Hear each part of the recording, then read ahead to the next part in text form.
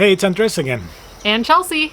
If you're looking to start your glam site business but you don't know what details to look for, this will give you the main things to look for when you're choosing your glam site location. Make sure to like, subscribe, and hit that bell to be notified for glamping business building tips every single week. We follow this exact list to make sure our glamping business will be viable and profitable. Make sure to stay until the end because the last tip is the most important and can really affect your business. Now let's jump in. Your backyard may be a great spot for glamping, but this is not for that. Nope. We're focusing if you're looking for an area where you want to buy land or buy a house and then start your glamping business. Tip number 1, find a place with a high volume of tourism or something that really drives people to the town. So things you want to look for are state parks, national parks, beaches, mountain towns, ski resorts, you name it. Something that drives people to the town and really brings in tourism. Something you need to look for though is high and low season. So be careful of that when choosing an area for your glam site business. You may choose to only operate certain times of the year. That's definitely an option. We're looking for all year long occupancy and all year long income. Speaking of national parks, the Smoky Mountains where we are is a tourism magnet. So many people visit the national park here. It has over 12 million people each year. It's within a day trip of over 2/3 the US. A huge reason why we chose this place in particular. We are on the outskirts a little bit, but we also wanted to be on the outskirts. Since we're doing glamping, we want people to feel more in nature. That's something we think could bring in quite a bit of tourism to our specific location. So tip number 2 is you got to look at pricing of this area. So once you have a rough idea of this area, you got to really go into Zillow or LoopNet and start looking what is the price of houses, what is the price of land, or what is the price of other businesses that you may want to purchase and turn them into a glamping business. For example, in our case, we were looking at Flagstaff in Arizona and Sedona in Arizona because it was next to us. It was 2 hours away from where we lived. It would be a nice, easy transition. But it was so expensive that it would really be hard for us without capital to start anything of value there. The reason we were looking at Sedona and Flagstaff was because it was a 2-hour drive from Phoenix, and that's where everyone in Phoenix would always travel to escape the heat, as well as just feel a different type of energy. With Sedona, it was very natural, earthy, red rocks. Flagstaff was a ski town, so people would go up there to experience a lot cooler weather. And ski trips or family Christmas trips is what we did in our family. Another great town that we fell in love with and we've gone quite a bit is Durango, Colorado. We actually wanted to move there at some point, but starting a glamping business there would be amazing. We actually had the chance to meet somebody doing a glamping business in Ouray, Colorado, which is just a little bit north of Durango. Yeah. Just absolutely beautiful. Is that how you say it? Ouray? Ouray, maybe. We don't know. Let us know. The Switzerland of America. It's absolutely breathtaking, beautiful spot. But the problem again is pricing. It's very, very pricey.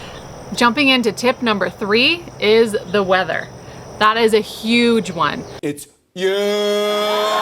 So you can really experience high and low seasons if you have extreme weather. Say in Phoenix, we couldn't do an Airbnb business that we envisioned because it is extremely hot. Too hot to handle is back. You would be stuck inside or by a pool all day.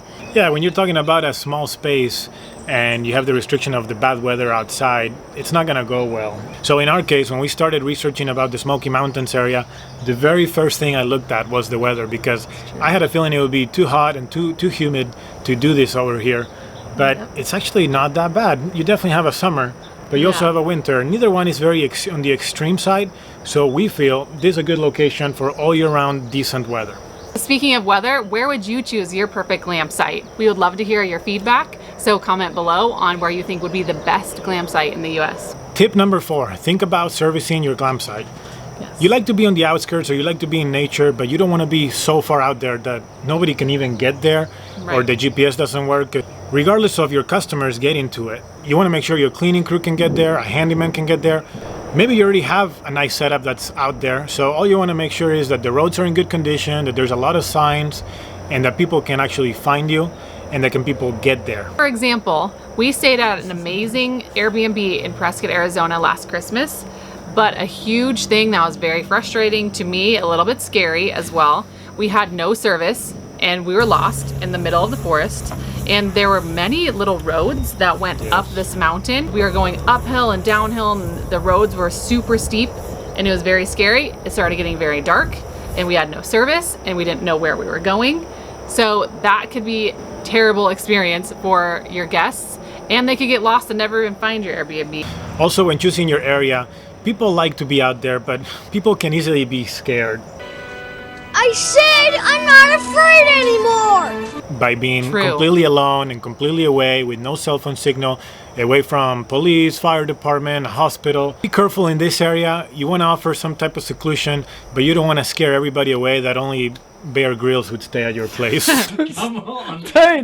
After you checked off tips 1 through 4, this is a big one. This is how your Airbnb could be profitable or your short-term rental.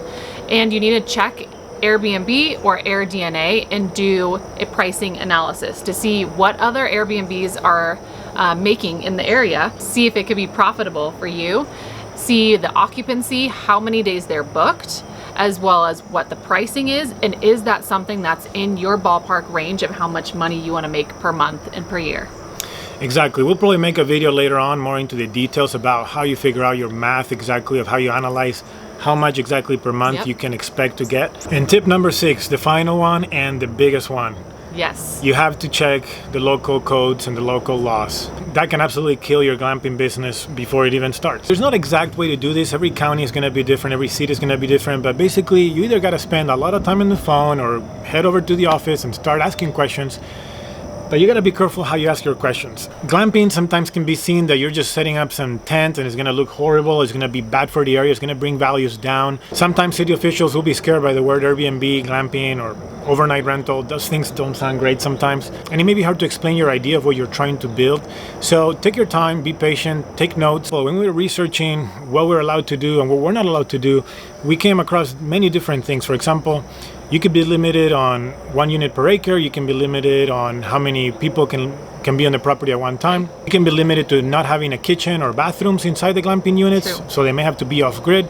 Lots and lots of research needs to go into it. It's very, very important, so Yes. take it seriously and make sure you do it the right way. If you like this video, please give it a big like, comment, subscribe. We want to hear your feedback if you're looking to start a glamping business. Absolutely, we'd love to connect with you, see what you're up to, see what area of the US you're choosing and what's your idea. See you all next week. We are Andres and Chelsea. We uprooted our lives from Arizona to Eastern Tennessee. We sold our long-term rentals and are putting everything on the line to start our dream glamping business. Join us each week as our family navigates this big new adventure, and we share everything we learn so you can also build a successful glamping business.